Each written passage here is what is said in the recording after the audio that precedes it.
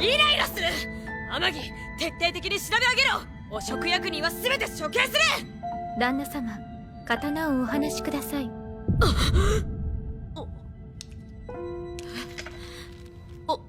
あれ、お手伝いいたします。何人必要だ？最低でも30体。 Alright, my friends, we just got done watching Evil Lord of Intergalactic Empire, episode number Trey. Count them up, 1, 2, Trey, 1, 2, Tres. And this is just another really good showing of why this might be one of the best shows of the spring season. Even though a lot of them haven't premiered yet, I'm just calling it out now that this is top tier isekai. Like, it's very rare that we get an isekai that's like genuinely like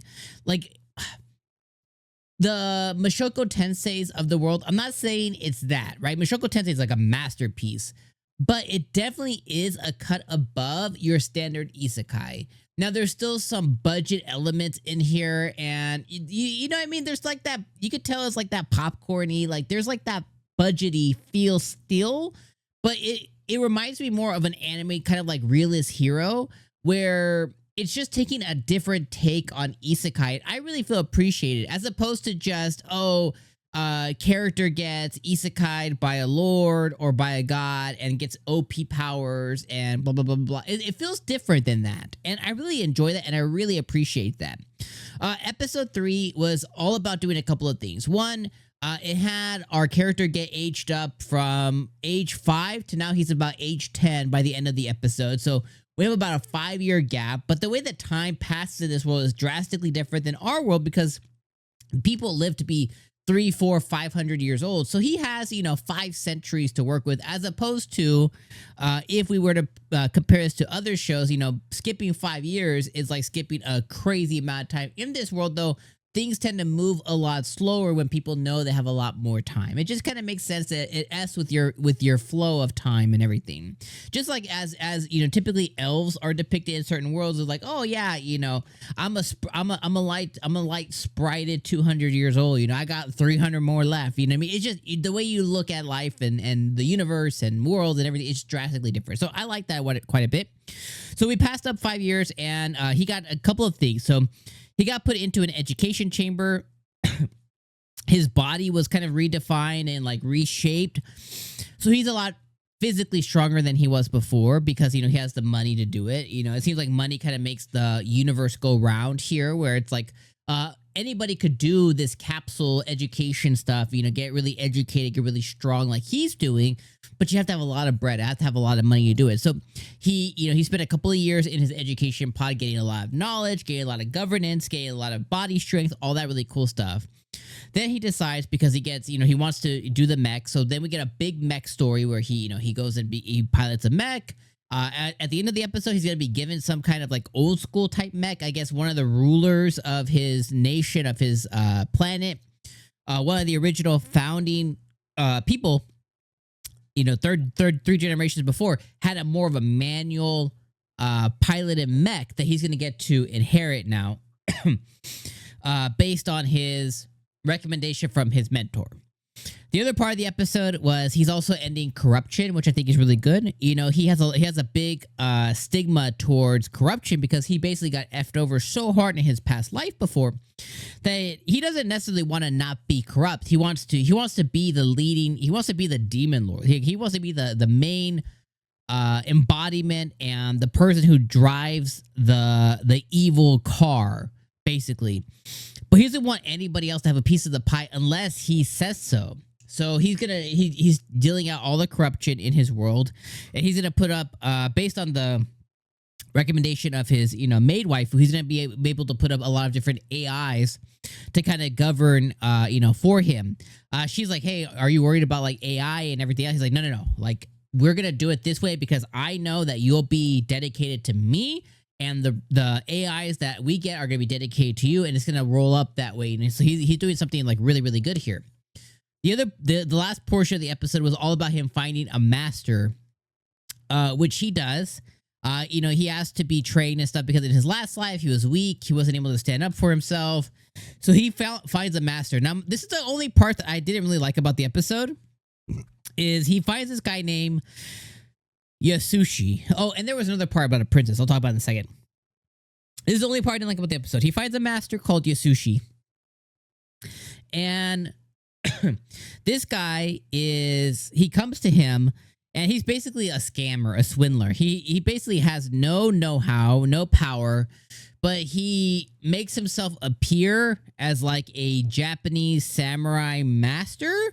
And somehow Liam ends up getting duped by this guy. And that's where I'm just like, okay, you were just in an education chamber getting all this knowledge for a couple of years. You are a pretty intelligent guy. You're pretty familiar with isekais, right? Because, you know, he had a really good friend who was really into this stuff, which made him really into this stuff. So he has a good know-how, a good head on his shoulders, a good brain. And he somehow still ends up getting duped by this guy. And I'm just like, that doesn't make sense to me. Like, why is he getting scammed so evidently?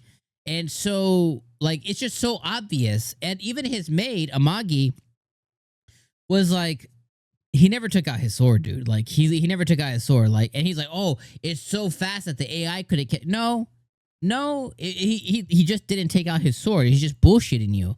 So I was like, okay, how did he get scammed? And then this guy's like red flag central. He's not teaching him anything. So, you know, obviously he's still gaining experience. You know, if he even an idiot who swings a sword 1,000 times a day is going to get some strength and some, you know, like you're going to build stuff naturally. But I was like, how did he get scammed by this guy? So I don't really like this Yasushi storyline stuff. Hopefully he's not around too long. But I'm not a big fan because I'm just like, it makes no sense for this really intelligent dude. Even though, yeah, he got effed over in his last life and whatever. He was still an intelligent dude, right? He made a good life for himself, but he just ended up getting walked all over. He wasn't very confident. He couldn't, but he was a decently intelligent guy, right? I would say, you know, average or higher than average intelligence with a good background of knowing isekai stories and stuff like that. And then on top of that, now he has additional knowledge and additional stuff, and he was put in an education chamber, and he has an AI who he trusts a lot, who's basically telling him like, this guy is fishy, this guy is suspicious, and this guy did not pull out his sword. You would think with like three wrongs, 3 strikes, you're out. Like that, you would think that he'd be like, you know what, yeah, call my captain, call my top guardsman, fight him. If you can beat the guy who's you're supposed to be way better than, or get your butler, tell Brian to come out and be like, hey, fight him. And if he can, you know, if he mollywops him, okay, you know, that shows me a little bit. But he just didn't have him fight anybody. He didn't have him prove anything. He just cut some wood. And Amagi said, no, he didn't. And then he just like, my master, my shisho. It makes no sense. And so I don't like that very much. So hopefully this guy's not around too long. But at the same time, I don't know. And the last couple of things I'll say is there was the guide guy, the one who got him to the world. And they show him feeding off of negative energy once again. They showed some girl who like broke her chopsticks. He's like, oh, negative energy. And I was like, okay, that's a little weird.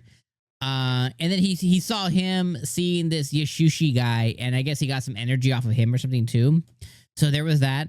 And then it introduced this guy named 𝐒𝐻𝐽 or something like that, like a pirate, and it introduced a princess. I don't remember what the princess name was, but it introduced a princess, and apparently she goes to make a deal with the pirates, and she ends up getting captured by the pirates. He's probably gonna just ruin this poor girl.